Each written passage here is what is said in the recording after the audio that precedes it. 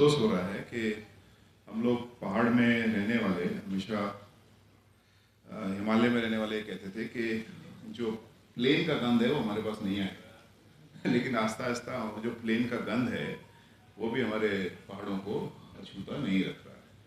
और उसका एक जीती जागती मिसाल है जो अभी बहुत ही बढ़िया फैक्ट फाइंडिंग जो रिपोर्ट है वो प्रेजेंट की गई है।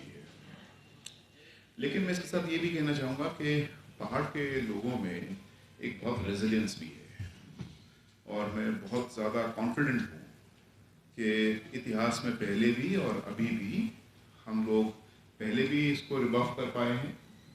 जब 84 के दंगे हुए थे तब भी काफ़ी समय लगा और अभी भी हम लोग इसको रिबफ कर पाएंगे। उसके कुछ वजह है और वो वजह है कि हम पहाड़ में मल्टी एथनिसिटी के साथ इवॉल्व हुए हैं, एक नहीं है। हिस्टोरिकली अगर आप देखेंगे तो यहाँ पर मल्टी माइग्रेशंस हुई हैं पिछले हज़ारों साल में। और ख़ासकर ये जो शहर की बात कही गई और ये कहा गया कि लीगल है इलीगल है और उसकी पॉलिटिक्स पर ये बात मैं कहूँ, उससे पहले मैं थोड़ा सा ये रखना चाहता हूँ कि जो हिमालय के शहर है, खासकर वो शहर जो ब्रिटिश पीरियड में बनाए गए हैं, उससे पहले भी हमारे शहर थे लेकिन ज़्यादातर वो शहर बसते थे नदियों के आसपास। ब्रिटिश थे जिसने पहाड़ के ऊपर शहर बनाए और ये जितने आप शहरों की बात कर रहे हैं, मंडी को छोड़कर पालनपुर हो, शिमला हो, ये सब ब्रिटिश ने बनाए क्योंकि पहाड़ के ऊपर हमारे कम्युनिटीज़ को रहना आता ही नहीं था। ये सारे के सारे पहाड़ माइग्रेशन बेस्ड पहाड़ है। ये लोगों को दूर दूर से लाया गया और फिर ये शहर बसाए गए। उदाहरण के लिए मैं आपको शिमला की बात बताता हूँ। शिमला एक ऐसा शहर है जिसमें करीब हमारे देश की राजधानी भी था वो ब्रिटिश टाइम में, लेकिन क्योंकि फ्रेट पीछे पीठ पे कैरी करने के लिए कश्मीरी मुसलमान को लाया गया कश्मीर से, और सिर्फ लाया नहीं गया, उनके लिए लेबर हॉस्टल बनाए गए। तो वहाँ पर 5 लेबर हॉस्टल्स आज भी, और एक ज़माने में 20 साल पहले तक तो वहाँ पर मतलब लेबर ऑफिसर कश्मीर सरकार का वहाँ बैठता था।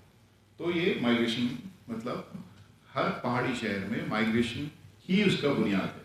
आपसे बात हो रही थी आपके पेशावर से, पूरे पार्टीशन के बाद पेशावर से बहुत सारे लोग आए, आज पूरा बिजनेस को डोमिनेट वहाँ पर करते हैं। इसी तरह से वाल्मीकि, क्योंकि उस ज़माने में आपका मैनुअल स्कैवेंजिंग थी, पूरा वाल्मीकि आपका हरियाणा और पंजाब से लाए। तो ये कॉन्टिन्यूस प्रोसेस है। ये कह देना कि पुरानी माइग्रेशन जो सही थी, अब माइग्रेशन जो हुई वो गलत है, ये बेसिकली एक एंटीथीसिस है शहर के बनने को लेकर, और ये टिकाऊ भी नहीं है और इसीलिए हमें लगता है ये ज़्यादा देर तक टिकने वाली भी नहीं है। एक तो बात ये है जिस पर मैं कहना चाहूँगा कि ये कॉन्टिन्यूसली माइग्रेशन हो रही है। शहर के अंदर बहुत लोग आ रहे हैं और हमारे हिमाचल से बहुत लोग बाहर पढ़ने भी जा रहे हैं, ऐसा नहीं है कि नहीं जा रहे। दूसरी बात यह है कि हिमाचल में भी एक सिंक्रेटिक कल्चर का इतिहास है।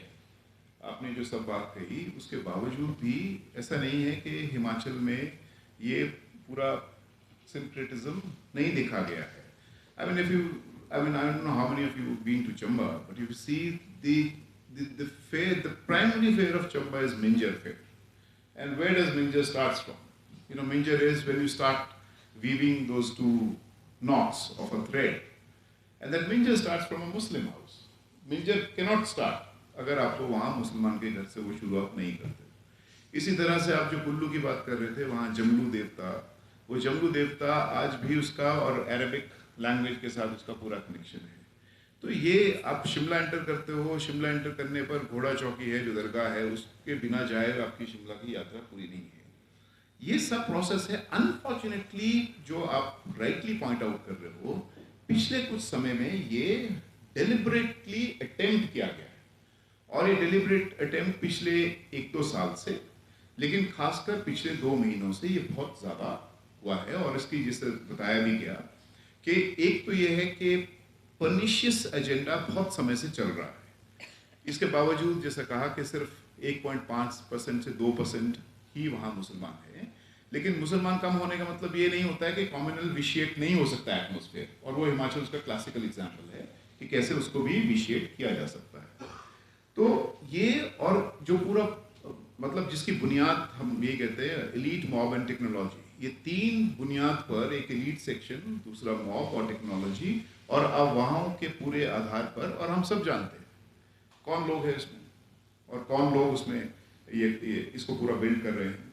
और जैसा कहा भी कि सिर्फ बाल काटने की घटना से, मतलब मुसलमान की जो नाई की दुकान है वो बाल काटने के पैसे ना देकर आप ये झगड़े को एक शुरुआत कहाँ तक पहुँचा सकते हो, ये हमने वहाँ पर उसको देखा। आप हैरान होंगे, मैंने 5 साल शिमला में डिप्टी मेयर, और मैं डायरेक्टली इलेक्टेड था। ऐसा नहीं था कि आपको काउंसलर्स, क्योंकि